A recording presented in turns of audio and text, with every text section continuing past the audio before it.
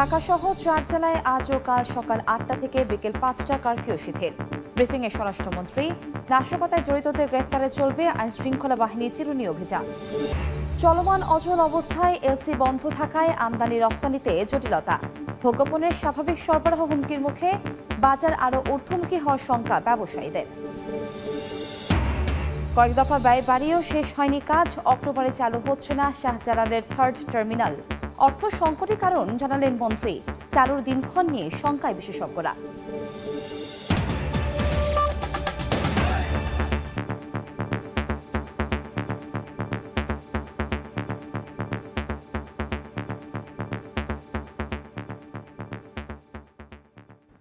ভোরের সময় সঙ্গে আছি আমি কনক আজাদ।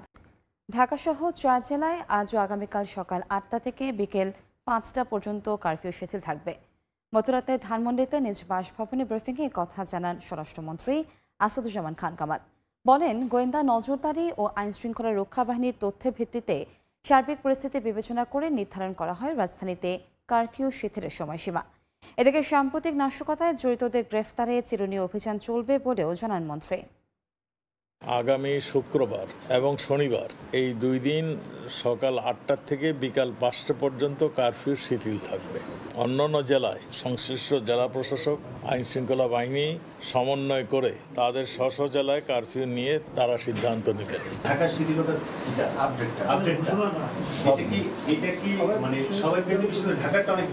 ঢাকাকে ইম্পর্টেন্স দেওয়া হয়, ঢাকার সমস্ত কিছু আমরা জেনে নেই। ঢাকার জেনে নিতে আমাদের একটু সময় লাগে। সব গোয়েন্দা সংস্থারা আসে এবং সমস্ত যারা নাকি আইনশৃঙ্খলা রক্ষাকারী বাহিনী, সমস্ত বাহিনীর প্রধানরা এখানে আসেন, তাদের অভিমতের ভিত্তিতে এটা সিদ্ধান্তটি নেওয়া হয়। যে ব্লক রেইডের কথা বলছেন, চিরুনি অভিযান কথা বলছেন, আমরা তাদের খুঁজে বের করার জন্য এগুলি করছি। আমরা চাই যে এই মানুষটি আসলেই দোষী তাকেই বের করার জন্য। সেই জন্যই আমাদের এই চিরুনি অভিযান চলছে এবং এটা যতদিন পর্যন্ত আমরা সবাইকে ধরতে না পারবো ততদিন পর্যন্ত এই অভিযান চলবে।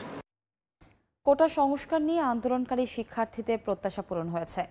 সাধারণ শিক্ষার্থী মঞ্চের ব্যানারে এমন বিবৃতি দিয়েছেন বিভিন্ন শিক্ষা প্রতিষ্ঠানের 91 জন সমন্বয়কারী। সেখানে বলা হয়েছে 23 জুলাই প্রজ্ঞাপন জারির মাধ্যমে ছাত্রদের আন্দোলনের আংশিক বিজয় অর্জিত হয়েছে। বৃহস্পতিবার রাতে সাধারণ শিক্ষার্থীরা মঞ্চে ঢাকা বিশ্ববিদ্যালয়ে সমন্বয়কারী এলিয়ান কাফি প্রতীকের সই করা বিবৃতিতে বলা হয়, জ্বালাও পোড়াও সহিংসতা এবং ধ্বংসাত্মক কাজের সঙ্গে জড়িত ছিল না সাধারণ ছাত্ররা।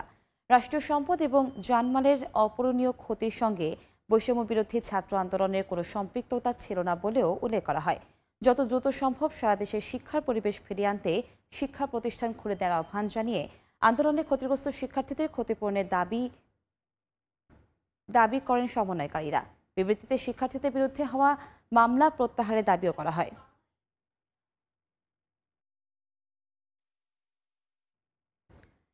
এদিকে কোটা সংস্কার আন্দোলনে সাধারণ শিক্ষার্থীরাও জ্বালাও পোড়াওয়ের সঙ্গে জড়িত ছিল না। তৃতীয় পক্ষ এসে সহিংসতা ছড়িয়েছে বলে জানান বৈষম্য বিরোধী ছাত্র আন্দোলন রাজশাহী বিশ্ববিদ্যালয় শাখার সমন্বয়ক মোকাররম হোসেন। বৃহস্পতিবার কোটা সংস্কার নিয়ে সরকারের প্রজ্ঞাপনকে স্বাগত জানিয়ে আন্দোলন প্রত্যাহারের ঘোষণা দিয়ে সংবাদ সম্মেলন করেন তিনি। বৈষম্য বিরোধী ছাত্র আন্দোলন আমরা আজকে সিদ্ধান্ত নিচ্ছি যে আমরা যেহেতু সরকার আমাদের সব দাবি মেনে নিচ্ছে, এখানে তৃতীয় পক্ষ এসে আমাদের যে অহিংস আন্দোলনটাকে সহিংস করলো, আমরা আর চাই না, কোনো এই সুযোগ আমরা দেব না। আমাদের আন্দোলনকে কেউ কোনো গোষ্ঠী ব্যবহার করে সহিংস রূপ নেবে, আমাদের রাষ্ট্রীয় সম্পদ ধ্বংস করবে, আমরা এরকম কোনো সুযোগ নিতে দেব না। এই কারণে আমরা সিদ্ধান্ত নিয়েছি 8 দফা পূরণ করবে এই আশ্বাস যেহেতু দিয়েছে, আমরা সেই পরিপ্রেক্ষিতে আমরা রাজশাহী বিশ্ববিদ্যালয়ে বৈষম্য বিরোধী ছাত্র আন্দোলন আমাদের সকল ধরনের কর্মসূচি প্রত্যাহার করে নিচ্ছি। সাম্প্রতিক সহিংসতা নিয়ে পাল্টাপাল্টি সংবাদ সম্মেলন করেছেন আওয়ামী লীগ ও বিএনপিপন্থী আইনজীবীরা। সমিতির সভাপতি বিএনপি চেয়ারপারসনের উপদেষ্টা মাহবুব উদ্দিন খোকনের দাবি, কোটা সংস্কার আন্দোলনে সহিংসতা ঘিরে ঢালাও গ্রেফতার চলছে। আর এই ব্রিফিংয়ে সমিতির সম্পাদক শাহ মঞ্জুরুল হক বলেছেন, ঢালাও নয়, ভিডিও ফুটেজ দেখে করা হচ্ছে গ্রেফতার। 9 দিন ধরে তালাবদ্ধ বিএনপির কেন্দ্রীয় কার্যালয়, নেতাকর্মী শূন্য নয়াপল্টন। এরই মধ্যে সহিংসতার মামলায় গ্রেফতার হয়েছেন 1 ডজন শীর্ষ নেতা।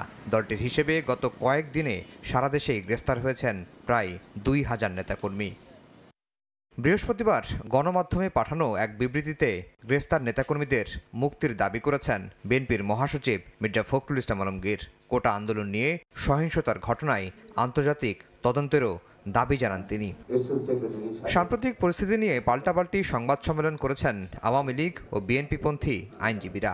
সমিতির সভাপতি বিএনপি নেতা মাহবুবউদ্দিন খোকনের অভিযোগ, সহিংসতা তদন্তের আগে বিএনপিকে দায়ী করে ক্ষমতার বাড়াবাড়ি করছে আইন শৃঙ্খলা রক্ষা বাহিনী, করা হচ্ছে ঢালাও গ্রেফতার।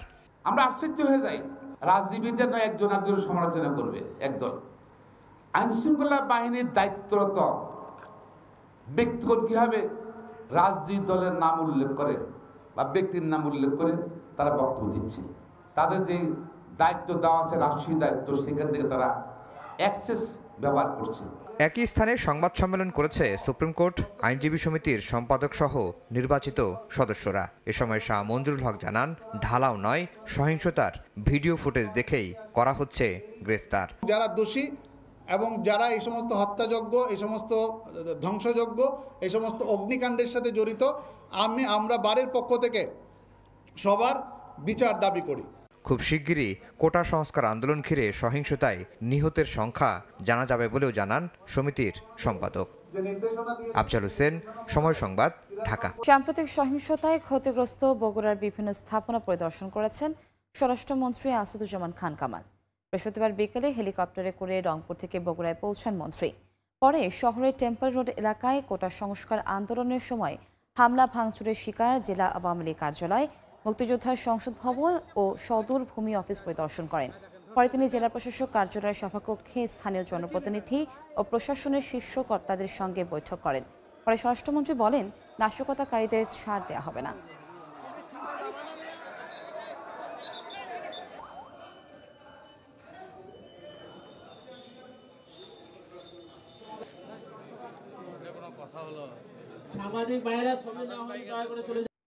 পুলিশের পোশাক পরে ছাত্রদের আক্রমণ করে আইনশৃঙ্খলা বাহিনীর ওপর দোষ চাপানোর মতো ঘটনা ঘটেছে বলে মন্তব্য করেছেন নৌ পরিবহন প্রতিমন্ত্রী খালিদ মাহমুদ চৌধুরী। গতকাল দুপুরে চট্টগ্রাম বন্দরে এক অনুষ্ঠানে তিনি কথা বলেন। এ সময় প্রতিমন্ত্রী আরও বলেন, ছাত্রদের আন্দোলনকে ভিন্ন খাতে প্রভাবিত করতে বিদেশ থেকে উস্কানি দেওয়া হয়েছে। পুলিশের ড্রেস পরে, আইন শৃঙ্খলা রক্ষাকারী বাহিনীর পোশাক পরেও সেদিনকে নিরীহ ছাত্রদেরকে আক্রমণ করে আমাদের আইন শৃঙ্খলা রক্ষাকারী বাহিনীর উপরে দোষ চাপিয়ে দেওয়ার মতো ঘটনা ঘটেছে। এই দেশ দখল করার জন্য বিদেশ থেকে উস্কানি দেওয়া হলো এবং সেই উস্কানির কথা বলে মির্জা ফখরুল বলল এই আন্দোলনের সঙ্গে বিএনপি আছে। গতকালকে মির্জা ফখরুল বলছে যে এই আন্দোলনের সঙ্গে আমরা নাই। এই দ্বিচারিতার রাজনীতি বাংলাদেশে বন্ধ করতে হবে। টানা বন্যা, কোটা আন্দোলন, শাটডাউন এবং কারফিউ, এ অবস্থায় প্রায় 2 মাস ধরে দৈন্যদশা সিলেট অঞ্চলের পর্যটন শিল্পে। সংশ্লিষ্টরা বলছেন, হোটেল, মোটেল, রিসোর্ট, পরিবহন খাতসহ সব মিলিয়ে এই শিল্পের ক্ষতির পরিমাণ 1000 কোটি টাকা ছাড়িয়ে যাবে। ইকরামুল কবিরের রিপোর্ট, ছবি তুলেছেন নওশাদ আহমদ চৌধুরী। মে মাসে শুরু হওয়া বন্যা ডুবিয়েছে 1.5 মাস। এর মধ্যে ঈদুল আজহার ছুটিতে সিলেটের পর্যটন কেন্দ্রগুলোতে পর্যটকদের যাতায়াত বন্ধ থাকে। বন্যার ধকল কাটতে না কাটতে জুলাই মাসে শুরু হয় দেশব্যাপী কোটা সংস্কার আন্দোলন। এক সময় আন্দোলন ভয়াবহ রূপ নেয়, চলতে থাকে শাটডাউন। আন্দোলন গড়ায় সন্ত্রাসে। 19 জুলাই রাতে জারি হয় কারফিউ, যার প্রভাবে পর্যটন কেন্দ্রগুলো ফাঁকা। জাফলন যে টুরিস্ট ব্যবসায়ীরা প্রায় 1000খানি দোকান আছে, এখানে হকার মার্কেট, ফুটপাত লাগায় আমাদের খুব ভয়ানকভাবে সমস্যা, আমরা বেকার হয়ে গেছি। ব্যবসা বাণিজ্য নাই, কোনো কিছু নাই। দেখেন এই নীরব মরুভূমির মতো হয়ে রয়েছে।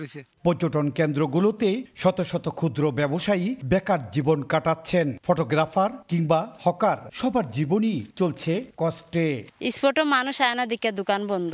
2000-এর মতন ফটোগ্রাফার আছে সাদাপাথর, বিছনাকান্দি, জাফলং মিলে। সিলেট অঞ্চলে 5 শতাধিক hotel, motel, resort, rest house রয়েছে। সেখানে বিনিয়োগ করে চরম হতাশায় বিনিয়োগকারীরা। শিল্পের সঙ্গে জড়িত পরিবহন খাত লোকসান গুনছে।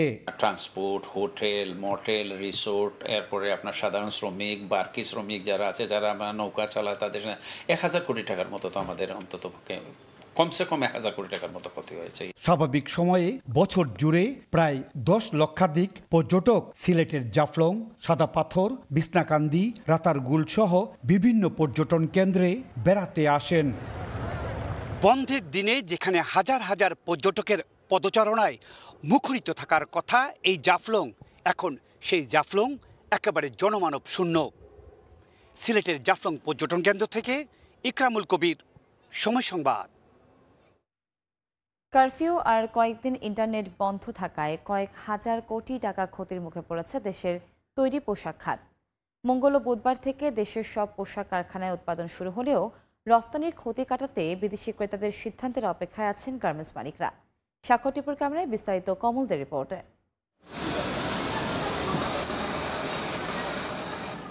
সারা দেশে কোটা সংস্কার আন্দোলনকে ঘিরে সহিংসতা, পরবর্তীতে কারফিউ এবং ইন্টারনেট বন্ধ করে দেওয়ার ফলে হাজার হাজার কোটি টাকা ক্ষতির মুখে পড়েছে দেশের গার্মেন্টস শিল্প।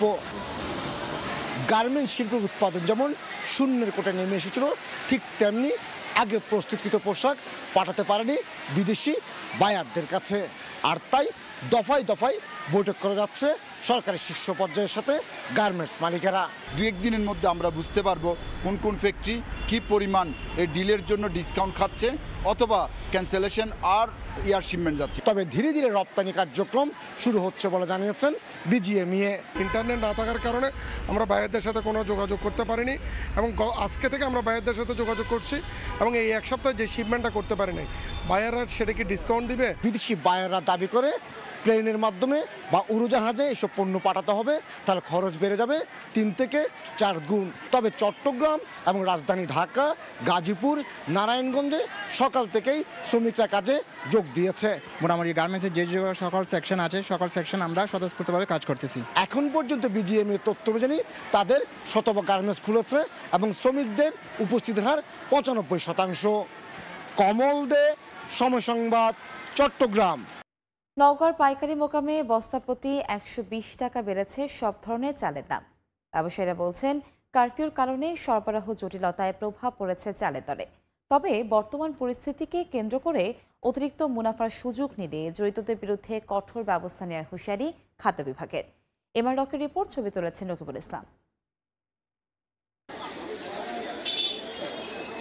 টানা 4 দিন কারফিউর কারণে বন্ধ ছিল চাল সরবরাহ, যার প্রভাবে নওগাঁর মোকামে বস্তাপ্রতি 150 টাকা পর্যন্ত পড়ে যায় দর। বুধবার সরবরাহ শুরু হলে লাফিয়ে বাড়ে দর। বস্তাপ্রতি 120 টাকা পর্যন্ত বাড়িয়েছেন মিলাররা। খাদ্যপণ্য সরবরাহ কারফিউর আওতামুক্ত থাকার পরও পরিবহনে বাড়তি খরচের বোঝা চেপেছে ভোক্তার পকেটেই, বলছেন ব্যবসায়ীরা। প্যানিকটার জন্যই মার্কেটটা একটু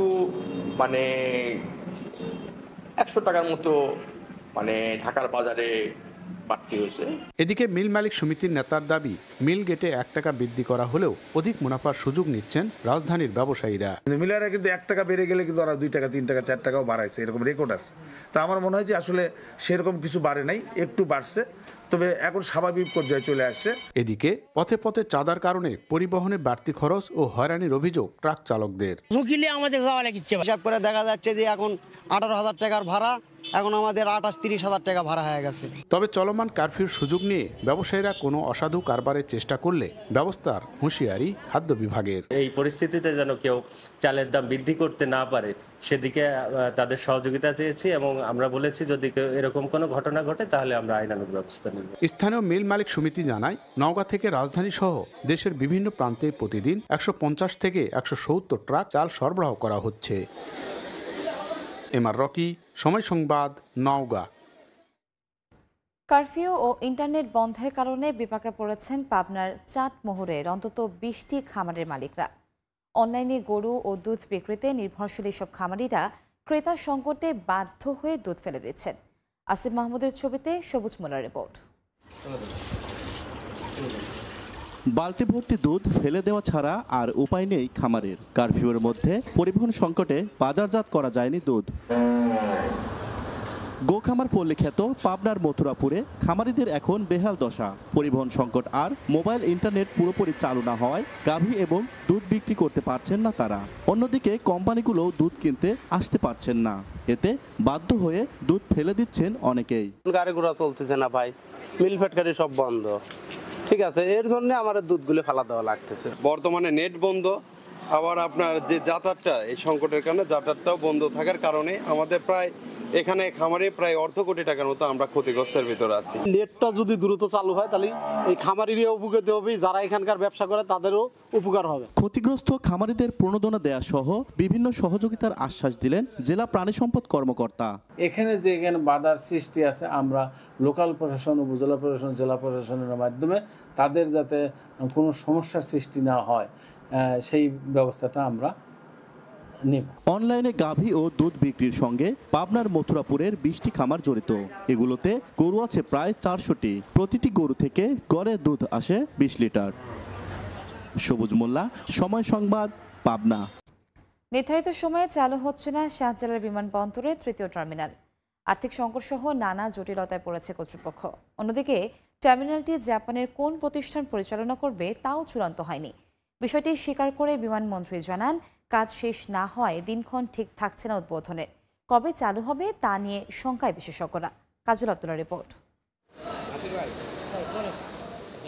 দেশের এভিয়েশন খাতে নতুন চমক হয়ে গল্প শুরু করলেও শেষ করতে পারছে না হযরত শাহজালাল আন্তর্জাতিক বিমানবন্দরের তৃতীয় টার্মিনাল। 2024 সালের শেষেই পুরোপুরি উদ্বোধনের লক্ষ্যে গত বছরের অক্টোবরে 90% কাজ শেষে সফট ওপেনিং বা স্বল্প পরিসরে এর উদ্বোধন করে সরকার। লক্ষ্য ছিল 1 বছরে শেষ হবে বাকি 10% কাজ। চলতি বছরের অক্টোবরেই ঘটা করে চালু হবে সিঙ্গাপুরের চাঙ্গি বিমানবন্দরের আদলে গড়ে তোলা নান্দনিক স্থাপনা, যেখানে আন্তর্জাতিক মানের সেবায় মুগ্ধ হওয়ার পাশাপাশি স্বস্তির নিঃশ্বাস ফেলবেন যাত্রীরা।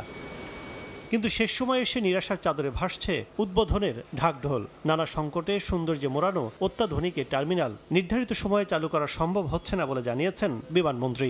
অর্থবরাদ্দে কোনো সমস্যা নাই। থার্ড টার্মিনাল চালু করার ব্যাপারে যে পরিকল্পনা আমাদের ছিল সেই মোতাবেক চালু করা সম্ভব হবে না, কারণ এখনো 3% কাজ যেটা বাকি আছে এগুলি মোস্টলি সমন্বয়ের কাজ। চুক্তি অনুযায়ী এই টার্মিনালের গ্রাউন্ড হ্যান্ডলিং এ পরিচালনায় থাকবে জাইকা, কিন্তু জাপানের কোন প্রতিষ্ঠান কাজ করবে তাও চূড়ান্ত হয়নি 1 বছরে। এখনো জাইকা আমাদেরকে কিছু জানেনি, তারা আমাদেরকে জানাবে। আমরা বলেছি যে তারা যাকে মনে করে ভালো হবে তাদের সাথে আমরা গ্রাউন্ড হ্যান্ডলিং এর জয়েন্ট ভেঞ্চার হবে বিমানের সাথে। টার্মিনাল চালুর দিনক্ষণ নিয়ে শঙ্কায় আছেন খাত সংশ্লিষ্টরাও। গত বছরে ওপেনিং করা হলো, সফট ওপেনিং এর পরে কিন্তু অনেক দিন পার হয়ে গেছে। আমি যতই বলি নাকি 97% এই 3% যদি মানে খুব বেশি ভাইটাল হয়ে যায়, কিন্তু এমন একটা জায়গায় সে আটকে গেছে, জায়গা থেকে এখন উত্তোলন করা কিভাবে করবে সেটা আমরা কোনো দিক নির্দেশনা এখনো দেখতে পাচ্ছি না। 2019 সালের ডিসেম্বরে নির্মাণ কাজ শুরু হয় এই তৃতীয় টার্মিনালের। একাধিকবার ব্যয় বেড়ে দাঁড়ায় 21,300 কোটি টাকায়। নতুন করে ব্যয়ের খাতায় অতিরিক্ত আরও 150 কোটি টাকা যোগ হতে পারে বলে জানিয়েছে সিভিল এভিয়েশন। কাজল আব্দুল্লাহ, সময় সংবাদ, ঢাকা। কারফিউর 6 দিনে পদ্মা সেতুতে 44,000 যান চলাচল করেছে। বরিশাল ও খুলনা সহ দক্ষিণ পশ্চিমাঞ্চলের দূরপাল্লার যানবাহন চলছে পদ্মা সেতু দিয়ে। নাসরুদ্দিন উজ্জ্বলের রিপোর্ট, ছবি তুলেছেন আবু সাইদ। বাঙালির গৌরবের স্মারক পদ্মা সেতু কারফিউ শিথিল করার পর যান চলাচল বেড়েছে। বরিশাল ও খুলনা সহ দক্ষিণ পশ্চিমাঞ্চলের দূরপাল্লার সব রকম যান চলছে পদ্মা সেতু দিয়ে। কারফিউর 6ষ্ঠ দিন বুধবার 12,318 যান থেকে 1,46,37,150 টাকা টোল আদায় হয়। তবে মঙ্গলবার পর্যন্ত কারফিউর 5 দিনে পদ্মা সেতু দিয়ে 31,958 যান চলাচল করে। এই সময়ে টোল আদায় হয়েছে মাত্র 3,34,92,200 টাকা। সেতু দিয়ে গত 2 বছরে গড়ে প্রতিদিন 19,168 যান পারাপারে একদিনেই টোল আদায় হয় 2,32,14,222 টাকা। এই হিসাবে কম রাজস্ব আদায় হয়েছে 8,25,77,910 টাকা। কারফিউর তৃতীয় দিন 21 জুলাই রোববার 4,706টি যান পারাপারে টোল আদায় হয় 46,83,750 টাকা। সেতু চালুর পর এটি সর্বনিম্ন টোলের রেকর্ড। পদ্মা সেতু দিয়ে নিরাপদে পার হতে পেরে খুশি এই পথ ব্যবহারকারীরা। পরিবেশ ভালো, এখন আমাদের যাইতে কোনো প্রবলেম হচ্ছে না। পদ্মা সেতু অক্ষত থাকাতে আমরা চলে আসতে পারছি। তারপর মেট্রো রেল এগুলো তো আসলে অনেক ক্ষয়ক্ষতি হয়েছে। যে জনজীবন স্বাভাবিক রয়েছে এবং পদ্মা সেতু এলাকায় যানবাহন চলাচল স্বাভাবিক রয়েছে। জনসাধারণের জানমালের নিরাপত্তায় আইনশৃঙ্খলা বাহিনী যথাযথভাবে কাজ করে যাচ্ছে। কোটা আন্দোলনের সুযোগে দেশে নাশকতাকারীদের তাণ্ডবকালে সেতুর দুই পারে থাকা সেনানিবাস ছাড়াও কঠোর অবস্থানে ছিল প্রশাসন। পদ্মা সেতু দিয়ে গেল 2 বছর 1 মাসে 1,29,43,000-এরও বেশি যান পারাপারে টোল আদায় হয়েছে 17,07,98,19,000 টাকা। মুন্সিগঞ্জের মাওয়া থেকে নাসির উদ্দিন উজ্জ্বল, সময় সংবাদ। মুন্সিগঞ্জের লৌহজংয়ে আশঙ্কাজনক হারে ভরাট করা হচ্ছে ফসলি জমি। পানি নিষ্কাশন ব্যবস্থা না থাকায় জলাবদ্ধতার দুর্ভোগে প্রায় 500 পরিবার। বছরের পর বছর চরম ভোগান্তি পোহালেও ব্যবস্থা নেওয়ার আশ্বাসে আটকে প্রশাসন। নাসিরুদ্দিন উজ্জ্বলের রিপোর্ট, ছবি তুলেছেন আবু সাইদ। বিশাল এলাকা জুড়ে জলজট, যেন আলোর নিচে অন্ধকার। সামান্য বৃষ্টিতে জলাবদ্ধতা আর ময়লা পানিকে সঙ্গী করেই কষ্টে পরিবারগুলোর বসবাস। এমন দশা মুন্সিগঞ্জের পদ্মাপাড়ের লৌহজংয়ে। শুধু কুমারভোগ গ্রামেই 150 পরিবার 10 বছর ধরে দুর্ভোগে। কনকসার, মামুদপট্টি, যশোলদিয়া, কান্দিপাড়া ও মাওয়া সহ উপজেলাটিতে প্রায় 500 পরিবার জলজটের শিকার। খাল বিল ভরাটে প্রাকৃতিক পয় নিষ্কাশন ব্যবস্থাও বিলীন, ড্রেনেজ ব্যবস্থাও নেই। তার উপর নিয়মনীতি উপেক্ষা করেই পদ্মায় অবৈধ বালু উত্তোলন করে আবার ভরাটও করা হচ্ছে। এতে নদী ভাঙন ও জলাবদ্ধতা ছাড়াও জীববৈচিত্র্যে নেতিবাচক প্রভাব পড়েছে। নোংরা পানির জন্য। আর দ্বিতীয় কথা, এখানে কোনো পদক্ষেপ আমরা মেম্বার বলি, কেউ পদক্ষেপ নেয় না। পানিতে মনে করেন থাকতে পারি না আমরা, আমাকে অনেক কষ্ট হয়। পানি জমে ভাই, আমরা চলাচল করতে পারি না। ড্রেনেজের ব্যবস্থা যদি অতি দ্রুত সত্য না করেন, তাহলে মানুষ ব্যাপকভাবে ক্ষয়ক্ষতির সাধন হচ্ছে। পদ্মা সেতু ও ইলিশ ঘিরে মাওয়া, শিমুলিয়া সহ আশপাশের এলাকা পর্যটন হাবে পরিণত হয়েছে। বাণিজ্যিকীকরণেও জমির গুরুত্ব বেড়েছে, তাই পানি নিষ্কাশন ব্যবস্থা বন্ধ করেই চলছে জমির শ্রেণী পরিবর্তন। প্রশাসন বলছে এ ব্যাপারে কঠোর পদক্ষেপ সহ ড্রেনেজ ব্যবস্থার উন্নতি করা হবে। সবাইকে নোটিশ করছি যে ড্রেন রাখার যে যতটুকু জায়গা ততটুকু রেখে দেওয়ার জন্য, অন্তত পক্ষে যাতে এই ড্রেন দিয়ে পানিটা নিকটস্থ খালে গিয়ে রিলিজ হতে পারে। তো আমরা এই সচেতনমূলক কার্যক্রম আমরা চালিয়ে যাচ্ছি। লৌহজং উপজেলার 10 ইউনিয়নে অবৈধভাবে চলছে ভরাট কার্যক্রম। 1,77,802 জন বসতির এই উপজেলায় গেল 3 বছরে 11% ফসলি জমি হ্রাস পেয়েছে। অপরিকল্পিত বসতির কারণে এই হাল এখন বিভিন্ন এলাকায়। মুন্সিগঞ্জের লৌহজংয়ের কনকসার থেকে নাসির উদ্দিন উজ্জ্বল, সময় সংবাদ। জিওব্যাগ ফেলেও রোধ করা যাচ্ছে না ফরিদপুরের পদ্মার ভাঙন। নদীতে বিলীন ডিক্রির চরে পানি উন্নয়ন বোর্ডের ডাম্পিং করা সব ব্যাগ। হুমকিতে আশ্রয়ণ প্রকল্প সহ 2 শতাধিক বসতঘর। আতঙ্কে দেশে হারা বাসিন্দারা। তবে স্থায়ী ভাঙন রোধে সিসি ব্লক ব্যবহারের পরিকল্পনার কথা জানায় কর্তৃপক্ষ। শিকদার সজলের পাঠানো তথ্য ও ছবি নিয়ে রিপোর্ট। ভাঙছে নদী তীর, বাসিন্দাদের চোখের সামনেই নদীতে বিলীন হচ্ছে ফসলি জমি। কাজে আসছে না ডাম্পিং করা জিও ব্যাগও।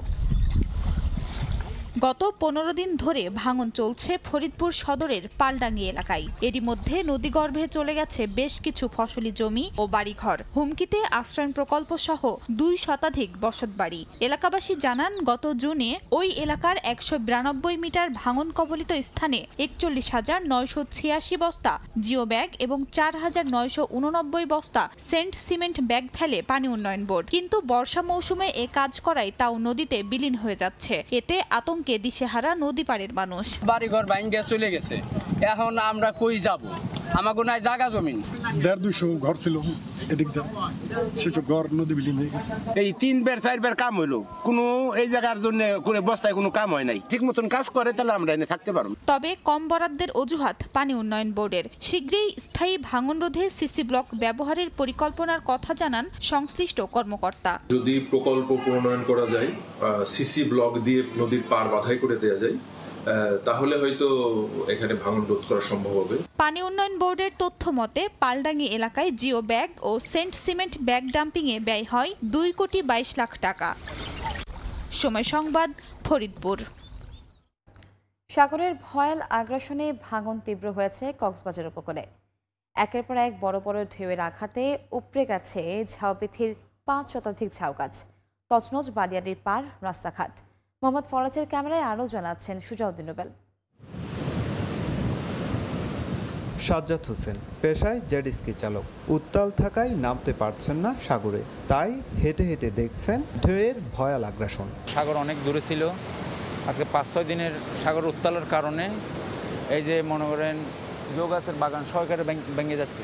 সাগরের ঢেউয়ের তাণ্ডবে উপড়ে পড়ছে একের পর এক ঝাউ গাছ, ভাঙছে বালিয়াড়ির পার, তছনছ রাস্তা, ক্ষতিগ্রস্ত হচ্ছে বৈদ্যুতিক তার। স্থানীয় বাসিন্দাদের দাবি, সৈকতের কলাতলি থেকে নাজিরা টেক পর্যন্ত তীব্র হয়েছে ভাঙন। সমুদ্র আগ্রাসন এত বেশি যে জবনগুলো ভেঙে পড়ছে, বালিয়ারকুটগুলো চলে যাচ্ছে, যার কারণে জবনগুলো ভেঙে আমাদের বৈদ্যুতিক তারের উপর পড়ছে। জিও ব্যাগ পার হয়ে ঢেউ এসে আপনার বালির তল থেকে সরে যে আপনার গাছ ভেঙে যায়। স্টেডিয়ামের একদম কাছাকাছি এখন চলে যাচ্ছে। সৈকত পাড়ে রয়েছে সরকারি বেসরকারি নানা স্থাপনা, যার মধ্যে হুমকির মুখে শেখ কামাল আন্তর্জাতিক ক্রিকেট স্টেডিয়াম, ট্যুরিস্ট পুলিশ কার্যালয়। আমাদের লাবণী বিচ পয়েন্ট থেকে নাজিরা টেক পয়েন্ট পর্যন্ত প্রায় 5 কিলোমিটারের মধ্যে 3.5 কিলোমিটারেই ক্ষতিগ্রস্ত হয়েছে এবছর। প্রচুর পরিমাণ ঝাউ গাছ উপড়ে পড়েছে এবং পানিতে ভেসে গিয়েছে। পাশাপাশি এই সমুদ্রের বালিয়াড়ির পাশে অনেকগুলো সরকারি এবং বেসরকারি স্থাপনা রয়েছে, যা অলরেডি হুমকির মুখে। জাতীয় সংসদের হুইপ জানালেন, সৈকতের ভাঙন রোধে কার্যকর ব্যবস্থা নেওয়া হবে। ইতিমধ্যে যে ভাঙনটুকু হয়েছে, আমরা দেশি বিদেশি যদি আমাদের বিশেষজ্ঞরা বলেন, যেভাবে বলেন, ইনশাল্লাহ আমরা সেভাবে কাজ শেষ করব। সৈকত পাড়ের ব্যবসায়ীরা জানান, গত কয়েক বছর ধরে কলাতলি থেকে নাজিরা টেক পর্যন্ত প্রায় 3 কিলোমিটার এলাকায় ভাঙন অব্যাহত রয়েছে। প্রতি বছরই বর্ষা মৌসুমে ঢেউয়ের আগ্রাসনে ভাঙছে উপকূল। জিও ব্যাগ ফেলেও রক্ষা করা যাচ্ছে না, তাই টেকসই বাঁধ নির্মাণের দাবি স্থানীয় বাসিন্দাদের। সুজাউদ্দিন রুবেল, সময় সংবাদ, কক্সবাজার। 28, 29 ও 31 জুলাই এবং 1 আগস্টের এইচএসসি ও সমমানের পরীক্ষা স্থগিত করেছে বাংলাদেশ আন্তঃশিক্ষা বোর্ড। গতকাল দুপুরে বাংলাদেশ আন্তঃশিক্ষা বোর্ড সমন্বয় কমিটির সমন্বয়ক তপন কুমার সরকার এ তথ্য জানান। বলেন, সাম্প্রতিক সহিংসতার কারণে শিক্ষার্থীদের নিরাপত্তা বিবেচনায় 2024 সালের এইচএসসি ও সমমানের পরীক্ষাগুলো স্থগিত করা হয়েছে। 1 আগস্ট পর্যন্ত স্থগিত হওয়া এইচএসসি ও সমমানের পরীক্ষার সময়সূচি পরে ঘোষণা করা হবে। এখন পর্যন্ত 8 দিনে পরীক্ষা স্থগিত করা হলো। সূচি অনুযায়ী আগামী 11 আগস্ট এইচএসসির তৃতীয় পরীক্ষা শেষ হওয়ার কথা ছিল। মানিকগঞ্জের শিবালয়ে 11টি প্রকল্পের 18.5 লাখ টাকা আত্মসাতের অভিযোগ স্থানীয় আওয়ামী লীগ নেতার বিরুদ্ধে। এলাকাবাসীর দাবি, কর্মকর্তাদের ম্যানেজ করে টাকা আত্মসাৎ করেছেন তিনি। তবে প্রকল্প বাস্তবায়ন কর্মকর্তার দাবি, নিয়ম মেনে তাকে প্রকল্পে টাকা পরিশোধ করা হয়েছে। রমজান আলী তোলার ছবিতে মোহাম্মদ ইউসুফ আলী তথ্যের রিপোর্ট। 2023-24 অর্থ বছরে গ্রামীণ অবকাঠামো উন্নয়নের লক্ষ্যে মানিকগঞ্জের শিবালয় উপজেলায় দুর্যোগ ব্যবস্থাপনা ও ত্রাণ মন্ত্রণালয় 11টি প্রকল্পের অনুমোদন দেয়। প্রকল্পগুলোর কাজ পান উলাইন ইউনিয়ন আওয়ামী লীগের সদস্য আব্দুল মান্নান খান। অভিযোগ উঠেছে, আব্দুল মান্নান খান সবগুলো প্রকল্পের টাকা আত্মসাৎ করেছেন। এলাকাবাসী জানান, কোদালিয়া মসজিদে 50,000 টাকা অনুদান, খানপুর মসজিদে 50,000 টাকা অনুদান, রূপসা মসজিদে 50,000 টাকা অনুদান, কোদালিয়া ঈদগাহ মাঠে 1 লাখ টাকা অনুদান, শালজানা একির বাড়ি থেকে দুলাল ভৌমিকের বাড়ি পর্যন্ত সড়ক সহ কয়েকটি রাস্তা মেরামতে অর্থ ব্যয় করেননি তিনি। বিষয়টি নিয়ে জেলা প্রশাসক বরাবর লিখিত অভিযোগও করেছেন স্থানীয়দের একাংশ। রাস্তার কাজের জন্য 2 লক্ষ টাকা অনুদান পাইছিল, কিন্তু 2 লক্ষ টাকার কাজ হয় নাই। সে টাকাটা আত্মসাৎ করছে। চাচ্ছি এর সুষ্ঠু তদন্ত হোক এবং বিচার হোক। তবে স্থানীয়দের আরেক অংশের দাবি, যেসব প্রকল্পের দায়িত্ব আব্দুল মান্নান পেয়েছেন তা সবই শেষ করেছেন। আর অভিযোগ অস্বীকার করে বিষয়টি ভিত্তিহীন দাবি অভিযুক্তের। সম্পূর্ণ ভুয়া এবং মিথ্যা একটা অপবাদ দিয়ে আমার বিরুদ্ধে আমাকে হেয় প্রতিপন্ন করার জন্য যে একটা সংবাদ প্রচারণা করছে, এটা কিন্তু সম্পূর্ণই মিথ্যা। অনুরোধ ছিল যে যাতে একটু দোআঁশ মাটি ফেলায়, তো উনি ফেলাইতে পারে নাই, মাটিটা ওই সময় পাওয়া যায়নি। চেয়ার টেবিল, তারপরে আপনার এই অফিসের রং,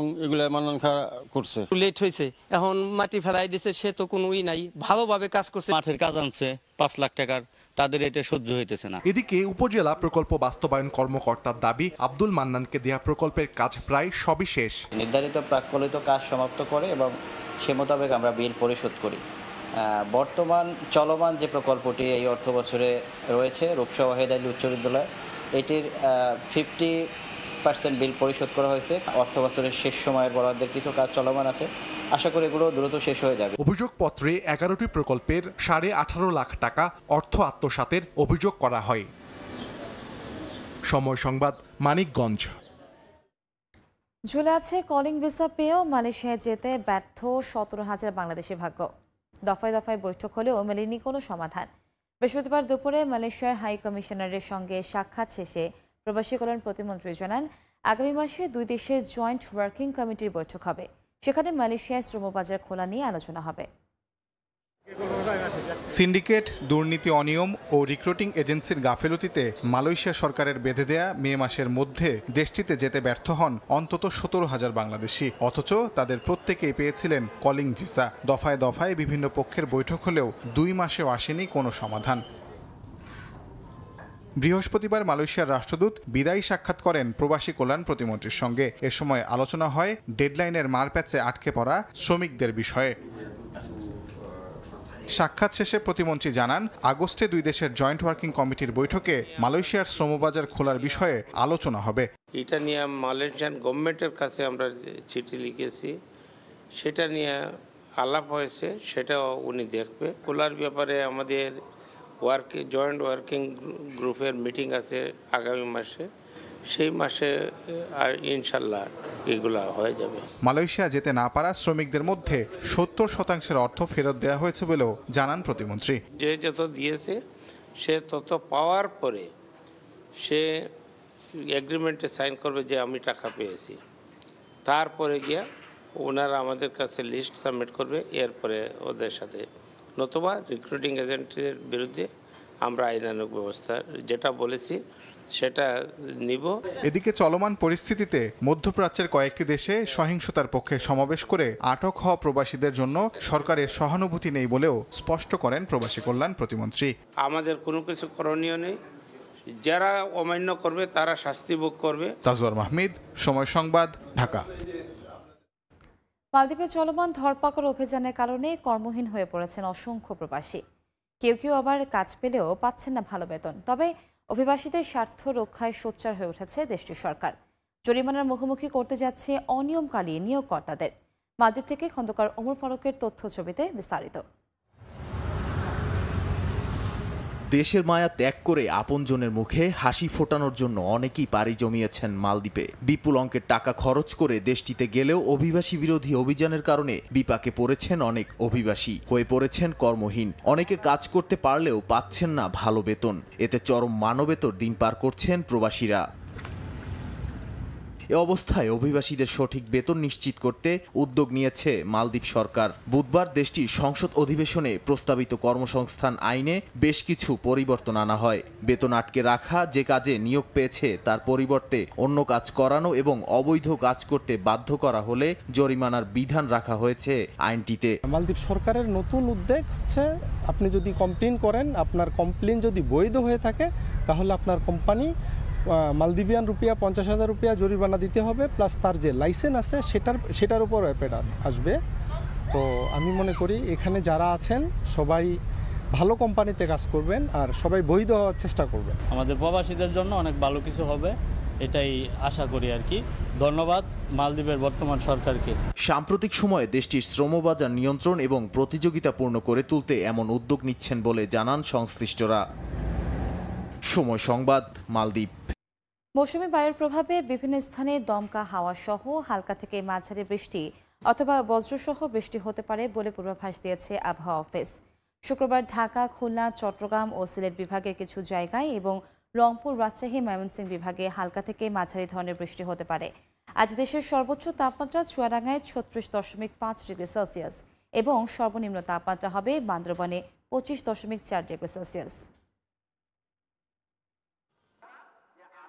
প্যারিস অলিম্পিক গেমসের আর্চারি ডিসিপ্লিনের কোয়ালিফিকেশন রাউন্ডে 64 জনের মধ্যে 45তম হয়েছেন বাংলাদেশের আর্চার মোহাম্মদ সাগর ইসলাম। 31 জুলাই এলিমিনেশন রাউন্ডে নামবেন তিনি। এদিকে বিশ্ব রেকর্ড করে হইচই ফেলে দিয়েছেন দক্ষিণ কোরিয়ার নারী আর্চার লিম সিহিওন। নারী ব্যক্তিগত রিকার্ভে 720 পয়েন্টের মধ্যে 694 পয়েন্ট পেয়েছেন তিনি। আনুষ্ঠানিকভাবে প্যারিস অলিম্পিক শুরু হওয়ার একদিন আগেই মাঠে নামেন বাংলাদেশি আর্চার সাগর। আর্চারি ডিসিপ্লিনে পুরুষ রিকার্ভ ইভেন্টের র্যাঙ্কিংয়ে রাউন্ডে 64 জন আর্চারের প্রত্যেকে 72টি তীর ছোড়ার সুযোগ পান। 70 মিটার দূরের টার্গেট থেকে সবচেয়ে বেশি পয়েন্ট অর্জনকারীদের সাজানো হয়েছে ক্রমানুসারে। সেই ধারাবাহিকতায় 720 স্কোরের মধ্যে 652 পয়েন্ট নিয়ে 45তম হয়েছেন লাল সবুজের আর্চার সাগর। আগামী 31 জুলাই এলিমিনেশন রাউন্ডে ইতালিয়ান আর্চার মাউরো নেসপোলিকে প্রতিপক্ষ হিসেবে পেয়েছেন তিনি। র্যাঙ্কিং রাউন্ডে 670 স্কোর করে 20তম অবস্থানে আছেন নেসপোলি। টোকিও অলিম্পিকে রৌপ্য পদক জয়ী আর্চার এই মাউরো নেসপোলি। অলিম্পিক সহ আন্তর্জাতিক সব মহলে ইসরায়েলকে নিষিদ্ধ করার এখনই সময়। প্যারিস অলিম্পিকে অংশ নিয়ে ফ্রান্সের বিমানবন্দরে পৌঁছে এমন মন্তব্য করেন প্যালেস্টাইনিয়ান ন্যাশনাল অলিম্পিক কমিটির প্রেসিডেন্ট। এদিকে অলিম্পিকে অংশগ্রহণের মধ্য দিয়ে ইসরায়েলের বিরুদ্ধে শান্তিপূর্ণ লড়াইয়ের জন্য প্রস্তুত ফিলিস্তিনি অ্যাথলিটরা। এবারের প্যারিস অলিম্পিকটা বিশেষ ফিলিস্তিনের জন্য। অলিম্পিক দিয়ে বিশ্ববাসীর কাছে ইসরায়েলি বর্বরতা তুলে ধরার সেরা সুযোগ মনে করছে যুদ্ধবিধ্বস্ত দেশটি। ইসরায়েলের ওপর আন্তর্জাতিক চাপ বাড়াতে নানা সংকটের মধ্যে ফিলিস্তিনি অ্যাথলিটরা অংশ নিচ্ছে এবারের অলিম্পিকে। The greatest show on earth খ্যাত প্রতিযোগিতায় অংশ নিতে ইতোমধ্যে ফ্রান্সে পৌঁছেছেন ফিলিস্তিনি অ্যাথলিটরা। বিমানবন্দরে তাদের উষ্ণ অভ্যর্থনায় বরণ করে নিয়েছেন সমর্থকরা। গাজায় ইসরায়েলি হত্যাযজ্ঞ থামাতে ইউরোপিয়ান ইউনিয়নের বেশ কয়েকটি দেশ ফিলিস্তিনকে স্বাধীন দেশ হিসেবে স্বীকৃতি দিয়েছে। তবে শুধু নিজেদের স্বীকৃতি নয়, আন্তর্জাতিক মহলে ইসরায়েলকে প্রতিহত করার প্রস্তুতি নিচ্ছে ফিলিস্তিন। ফিফা এবং আন্তর্জাতিক অলিম্পিক কমিটি থেকে ইসরায়েলকে নিষিদ্ধ করার সময় এসেছে। সঙ্গে ফিলিস্তিনিদের ন্যায় বিচার পাওয়ার এখনই সময়। ফ্যাসিবাদী ও দখলদারিত্বের বিপক্ষে লড়াই করার সময় এসেছে। যদি সত্যিই আন্তর্জাতিক বৈধতা, ন্যায় বিচার এবং জনগণের অধিকারকে সম্মান করেন, তাহলে আমরা ফ্রান্সের প্রতি আহ্বান জানাই ফিলিস্তিনিকে স্বাধীন রাষ্ট্র হিসেবে স্বীকৃতি জানাতে। প্যারিস অলিম্পিকে 5টি ক্যাটাগরিতে অংশ নেবে 6 ফিলিস্তিনি অ্যাথলিট। যে কোনো একটি ক্যাটাগরিতে মেডেলের প্রত্যাশা তাদের, যদিও মেডেলের চেয়ে দেশের প্রতিনিধিতাই মুখ্য অ্যাথলিটদের কাছে। আসরে অংশগ্রহণের মধ্য দিয়ে শান্তিপূর্ণ লড়াইয়ের জন্য প্রস্তুত ফিলিস্তিনিরা। ফিলিস্তিনের পতাকা উত্তোলন করতে পারাটা আমার জন্য অনেক সম্মানের। অনেক আগে থেকে এটা আমার স্বপ্ন ছিল। আমরা এখানে দেশের প্রতিনিধিত্ব করতে এবং দেশের জন্য শান্তিপূর্ণভাবে লড়াই করার এটা সেরা উপায়। ফিলিস্তিন শুধু যুদ্ধবিধ্বস্ত দেশই নয়, আমরা খেলায় অংশ নিচ্ছি যা আমাদের সংস্কৃতির অংশ, তাই ভালো কিছুর প্রত্যাশা রয়েছে। 2023-এর অক্টোবর থেকে শুরু করে এখন পর্যন্ত ইসরায়েলি হামলায় 300-এর বেশি অ্যাথলিট, রেফারি ও ক্রীড়া কর্মকর্তা প্রাণ হারিয়েছেন। রিফাতুল ইসলাম মিরন, সময় সংবাদ। নারী এশিয়া কাপের খবর। দ্বিতীয়বারের মতো মহাদেশীয় শ্রেষ্ঠত্বের ফাইনালের হাতছানি টাইগ্রাসদের। এশিয়া কাপের প্রথম সেমিফাইনালে বাংলাদেশের প্রতিপক্ষ টুর্নামেন্টের সবচাইতে সফল দল ভারত। সাম্প্রতিক ব্যাটিং ব্যর্থতা কাটিয়ে সবশেষ 2 ম্যাচে রানে ফিরেছেন টাইগ্রাস ব্যাটাররা। এ ম্যাচে তাই বাড়তি দায়িত্ব নিতে হবে মুর্শিদা জ্যোতিদের। ডাম্বুলের ওয়ানগ্রিজ স্টেডিয়ামে ম্যাচ শুরু দুপুর 2:30টায়। সেমিফাইনালেই ফাইনালের রোমাঞ্চ, লড়াইয়ে উত্তেজনার রেণু। প্রতিপক্ষ যখন ভারত, তখন বিনা যুদ্ধে নাহি দেবে সোচাগ্রমে তিনি। এশিয়া কাপে এ নিয়ে তৃতীয়বার সেমির মঞ্চে, তবে ফাইনালের গেরো খুলেছিল কেবল ওই 2018-তেই। সেবার এই ভারতকে হারিয়ে গড়েছিল ইতিহাস। জ্যোতিদের এবার তাই পুনরাবৃত্তির হাতছানি। সাম্প্রতিক সময়ে বোলিংটা ঠিকঠাক, ব্যাটিংয়েই যত গুবলেট। তবে স্বস্তির খবর, নিজেদের সবশেষ 2 ম্যাচে রান পেয়েছে টাইগ্রেস টপ অর্ডার। আগের ম্যাচেই তো মালয়েশিয়ার বিপক্ষে গড়েছে নিজেদের টি-20 ইতিহাসের দ্বিতীয় সর্বোচ্চ রানের কীর্তি। ব্যাক টু ব্যাক 50-তে মুর্শিদা এখন টপ রান গেটারের 3-এ। নিগার তো প্রায় প্রতি ম্যাচে ছড়াচ্ছেন তার জ্যোতির ছোঁয়া। বিগ ম্যাচে বিগ স্কোরে তাদের ওপরই থাকবে বাড়তি দৃষ্টি। বাংলাদেশ ছাড়ার আগে কিন্তু আমাদের প্রথম লক্ষ্য ছিল যেন আমরা সেমির জন্য কোয়ালিফাই করি, কারণ আমরা গত এডিশনে সেমিফাইনালও কোয়ালিফাই করতে পারিনি। সোফা যেহেতু সেই টার্গেটটা ফিল আপ হয়েছে, অবশ্যই এখন আমাদের সবার নজর ফাইনালের দিকে। প্রতিপক্ষ ভারত বিবেচনায় একাদশে আসতে পারে একাধিক পরিবর্তন। রুমানা আর জাহানারা সেরা 11তে জায়গা মিলতে পারে 2 সিনিয়র ক্যাম্পেইনারেরই। টিম ইন্ডিয়ার বিপক্ষে পূর্বের ফর্মের বিবেচনায় ফিরতে পারেন পেসার মারুফাও।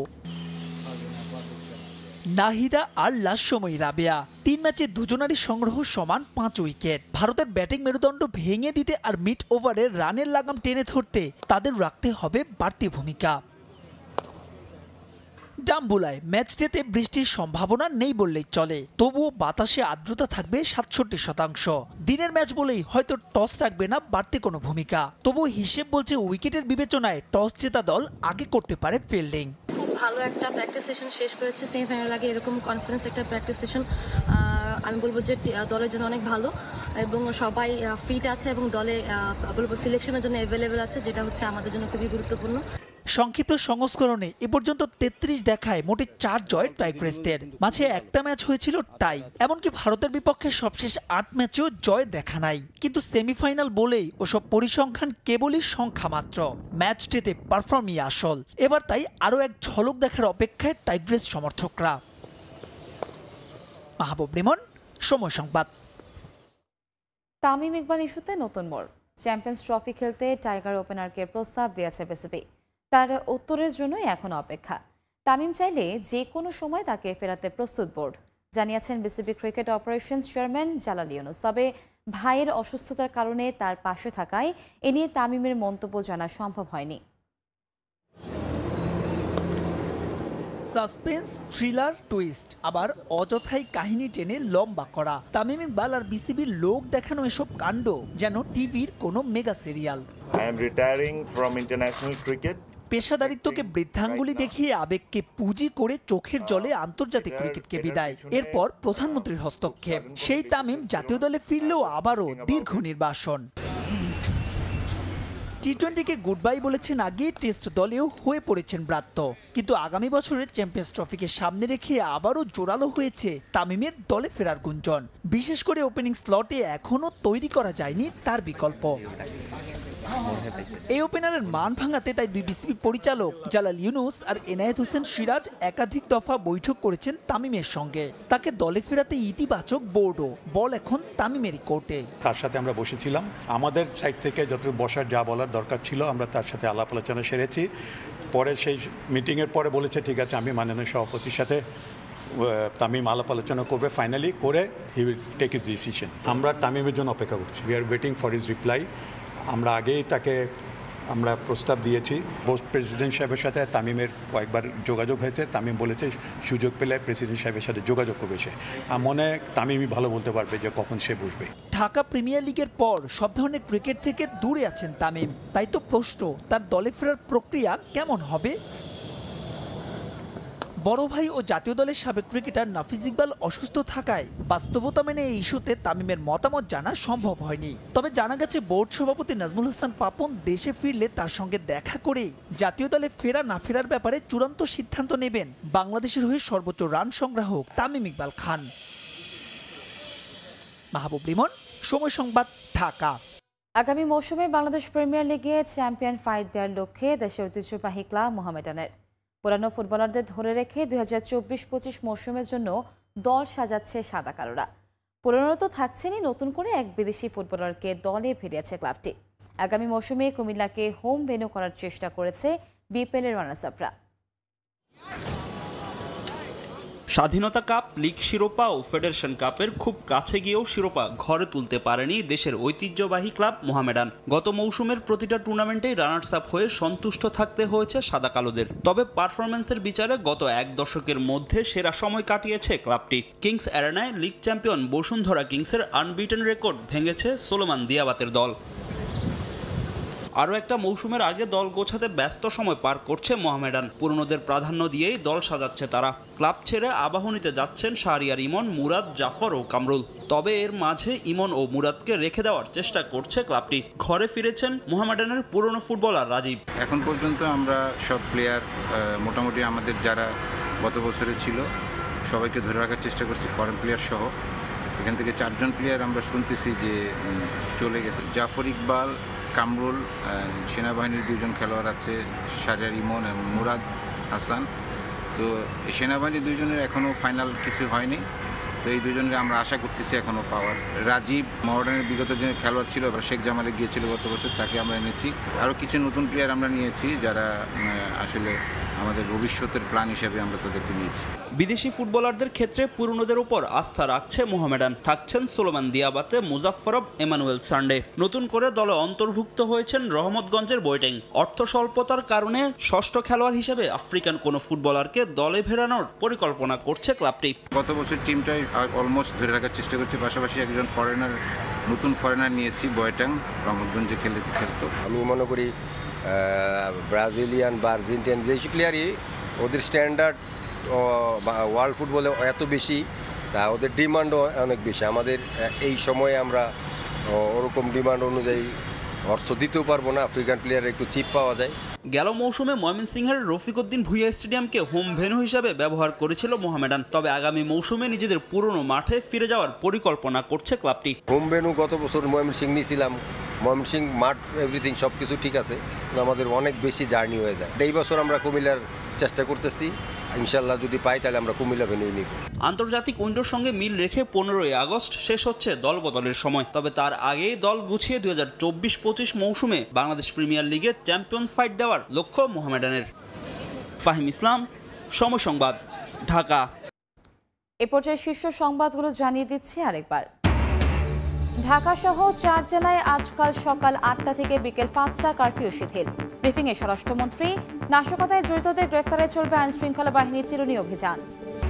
চলমান অচল অবস্থায় এলসি বন্ধ থাকায় আমদানি রপ্তানিতে জটিলতা। ভোগ্যপণ্যের স্বাভাবিক সরবরাহ হুমকির মুখে, বাজার আরও ঊর্ধ্বমুখী হওয়ার শঙ্কা ব্যবসায়ীদের। কয়েক দফা ব্যয় বাড়িয়েও শেষ হয়নি কাজ, অক্টোবরে চালু হচ্ছে না শাহজালালের 3rd টার্মিনাল।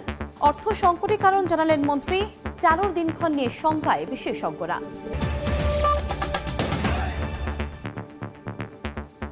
এ ছিল ভোরের সময়, এরপর দেখবেন সকালের সময়। থাকবেন সহকর্মী তানভীর হাসান। ধন্যবাদ কনক। সকালের সময় নিয়ে ফিরছি কিছুক্ষণ পর, সঙ্গে থাকুন সময়ের।